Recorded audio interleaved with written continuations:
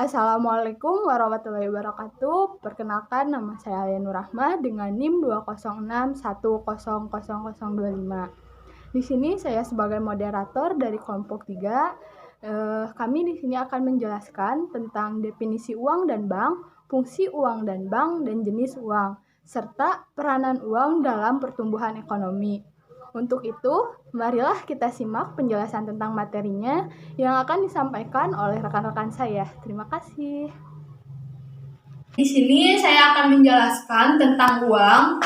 Nah, uang sendiri dulu masyarakat tidak mengenal uang, hanya mengenal barter, yaitu di mana manusia saling tukar menukar barang dengan barang yang lain. Pada tahun 9000 hingga 6000 sebelum Masehi, barulah masyarakat mengenal uang yang disebut uang komoditas. Uang komoditas sendiri adalah barang dasar yang hampir dimiliki semua orang. Nah, uang komoditas ini sendiri tidak beda jauh dengan barter. Kemudian, pada abad ke-6 sebelum Masehi, bangsa Ledia barulah memperkenalkan uang yang terbuat dari campuran emas dan perak yang berbentuk seperti kacang polong. Kemudian, pada tahun 560 sampai 546 sebelum Masehi, Horseus menciptakan uang logam yang dipakai oleh bangsa Yunani. Nah, bangsa ini dikenal sebagai bangsa yang sebagai bangsa penemu uang logam pertama. Masyarakat mengenal uang logam, orang Tiongkok datang memperkenalkan uang kertas yang pada abad pertama Masehi, tepatnya pada masa dinasti Tang. Nah, pembuatan uang kertas ini dilakukan karena adanya kesulitan yang dihadapi pasokan logam mulia atau emas dan perak sebagai bahan baku pembuatan uang yang jumlahnya pada masa itu sangat terbatas dan bertransaksi dalam jumlah besar yang sangat sulit dilakukan dengan uang logam. Tahun sekian sampai sekarang barulah manusia mengenal uang logam dan uang kertas yang dianggap sebagai alat tukar menukar yang sah. Nah, dari sejarah uang tersebut, dalam ilmu ekonomi sendiri, uang adalah suatu alat tukar menukar yang diterima masyarakat umum sebagai alat pembayaran yang sah. Namun, sebagian lainnya mengatakan bahwa uang adalah suatu benda yang diterima banyak orang atau masyarakat untuk bisa mengukur nilai ataupun sebagai alat untuk melakukan kegiatan pembelian barang dan jasa. Di sini saya akan menjelaskan tentang pengertian bank. Pengertian bank selama ini dikenal sebagai tempat menyimpan uang. Ada juga bank perkreditan rakyat yang dikenal sebagai masyarakat desa, sebagai lembaga yang memberikan kredit kepada pedagang dan petani. Lalu apa pengertian bank menurut undang-undang dan ahlinya? Bank adalah badan usaha yang menghimpun dana dari masyarakat dalam bentuk simpanan dan menyalurkan kepada masyarakat dalam bentuk kredit atau bentuk-bentuk lainnya, dalam rangka meningkatkan taraf hidup rakyat banyak. Pengertian bank tersebut menurut Undang-Undang Nomor 10 Tahun 1998 tentang perubahan atas Undang-Undang Nomor 7 Tahun 1992. Bank secara harfiah berasal dari bahasa Italia, yakni banco, yang artinya bangku. Bangku sendiri merujuk pada meja yang digunakan oleh para banker untuk melakukan kegiatan operasional melayani masyarakat atau nasabah. Istilah bangku pun semakin berkembang menjadi bank. Selain arti harfiah, bank pun memiliki beberapa definisi secara luas, mulai dari undang-undang yang berlaku di Republik Indonesia. Di sini saya akan menjelaskan sedikit mengenai jenis-jenis uang. Perlu diketahui bahwa ternyata uang itu terbagi menjadi beberapa jenis, dan di sini saya akan menjelaskan satu persatu. Dan untuk yang pertama, ada jenis uang berdasarkan pembuatannya. Dibagi menjadi dua, ada uang kertas dan ada uang logam. Kemudian jenis uang berdasarkan lembaga yang menerbitkannya. Dibagi menjadi dua, ada uang kartal dan ada uang giral. Untuk uang kartal sendiri itu diterbitkan oleh Bank Sentral, Bank Indonesia. Nah, uang kertas dan uang logam itu termasuk ke dalam uang kartal. Dan kemudian yang kedua ada uang giral. Uang giral itu berbeda dengan uang kartal karena uang giral itu diterbitkan oleh bank umum. Itu bisa berupa cek ataupun biljet giro. Dan untuk selanjutnya, jenis uang berdasarkan nilainya dibagi menjadi dua. Ada yang bernilai penuh dan ada yang bernilai tidak penuh. Untuk yang bernilai penuh, artinya uang yang bernilai penuh itu ialah nilai intrinsik dan nilai nominalnya itu sama. Biasanya terdapat pada uang logam mulia yang terbuat dari emas ataupun perak. Kemudian uang yang bernilai tidak penuh itu artinya nilai intrinsiknya itu lebih kecil dibandingkan dengan nilai nominalnya. Biasanya terdapat pada uang kertas.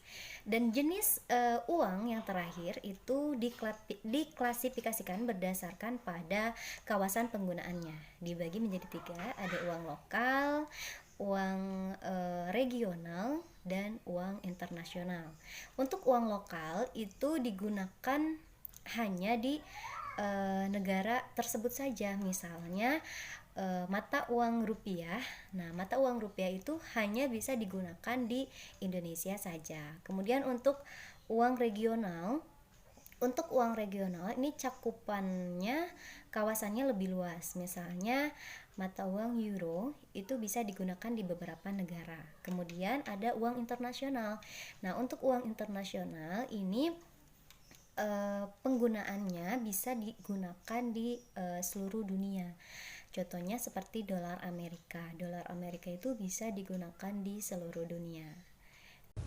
Di sini saya akan menjelaskan fungsi sebuah bank umum. Bank umum antara lainnya menyediakan fasilitas penyimpanan dana masyarakat dalam bentuk giro, tabungan, maupun deposito, dan dapat dimanfaatkan masyarakat untuk memenuhi berbagai kebutuhan. Akan membahas tentang fungsi uang. Fungsi uang secara umum memiliki fungsi sebagai perantara, juga pertukaran barang dengan barang, dan juga untuk menghindarkan perdagangan secara barter. Secara lebih rinci, fungsi uang dibedakan menjadi dua, yaitu fungsi uang asli dan fungsi turunan. Fungsi asli uang ada tiga, itu satu, uang berfungsi sebagai alat tukar, 2. Uang berfungsi sebagai satuan hitung, 3. Uang berfungsi sebagai alat penyimpanan nilai. Fungsi turunan uang diantara lain 1. Uang sebagai alat pembayaran yang sah, 2. Uang sebagai alat pembayaran utang, 3. Uang sebagai alat penimbun kekayaan, 4. Uang sebagai alat pemindahan kekayaan, 5. Uang sebagai alat pendorong kegiatan ekonomi. Fungsi pokok dari bank umum adalah sebagai penghimpun dan penyalur dana masyarakat dan sebagai penunjang sistem pembayaran. Selain fungsi tersebut, masih ada fungsi pokok yang lain, yaitu 1.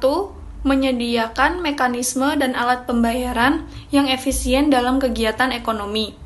Yang kedua, menciptakan uang, penyalur kredit dan investasi. Yang ketiga, menghimpun dana dan menyalurkan kepada masyarakat. Yang keempat, menyediakan jasa-jasa pengelolaan dana dan perwalian amat kepada individu dan perusahaan.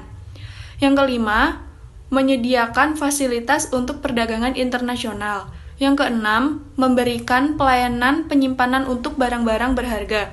Yang terakhir, menawarkan jasa-jasa keuangan lain, misalnya kartu kredit, ATM, dan lain-lain. Saya akan menjelaskan peran uang dalam perekonomian. Ada 3 peran utama dalam menopang perekonomian masyarakat, yaitu yang pertama sebagai alat tukar, yang kedua sebagai satuan hitung, dan yang ketiga sebagai penyimpanan uang. Saya akan menjelaskan uang sebagai alat tukar. Uang sebagai alat tukar yaitu dengan adanya uang, seseorang bisa menukarkan apa saja dengan yang mereka inginkan, yaitu dengan perkembangan zaman sekarang. Kebutuhan hidup semakin banyak, dan dengan sifat manusia yang tidak pernah merasa cukup dan merasa puas, dengan adanya uang mampu mencukupi dan memuaskan apa saja yang mereka inginkan. Selanjutnya, uang sebagai satuan hitung, yaitu dengan adanya uang, seseorang bisa menghitung kegunaan, kualitas, dan manfaat suatu barang dan jasa. Karena semakin mahal barang dan jasa, maka kualitas dan mutu barang dan jasa itu pun semakin baik. Uang sebagai alat penyimpanan, yaitu dengan adanya uang kita bisa menabung, dan dengan adanya uang juga kita bisa membeli emas, perak, dan lain-lain yang bisa kita simpan untuk kita gunakan di masa depan dan di saat kita membutuhkan. Karena itu, pengaruh uang terhadap perekonomian sangatlah berpengaruh. Maju tidaknya perekonomian seseorang ditentukan dengan seberapa banyak uang yang mereka miliki. Semakin banyak uang yang mereka miliki, maka perekonomian mereka akan tercukupi. Namun tidak dengan mereka yang tidak memiliki banyak uang, hidup mereka tidak akan terjamin. Kesehatan pangan papan akan serba kesulitan. Terima kasih kepada semuanya yang telah menyimak penjelasan dari kami. Mungkin sekian penjelasan materi yang kami sampaikan. Mohon maaf bila ada kekurangan. Terima kasih semuanya. Wassalamualaikum warahmatullahi wabarakatuh.